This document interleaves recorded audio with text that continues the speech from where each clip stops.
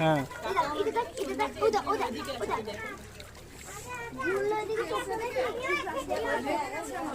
আমরা এসেছি এখন পূর্ব বর্ধমানের ক্ষীর গ্রামের যোগাদ্দা মায়ের মন্দিরে।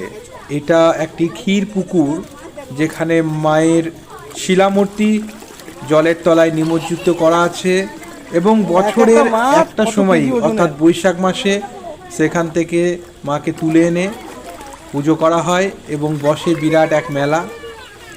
তার আগে আমরা এসেছি এখানে দৃশ্য দেখতে খুব সুন্দর।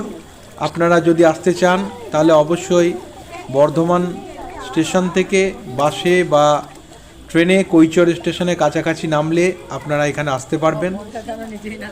এখানে ভোগ খাওয়ানোর ব্যবস্থা আছে। সারা দিনটা কেটে যাবে প্রাকৃতিক সৌন্দর্যের সাথে। তাহলে ছোটকি ছোটু টাটা।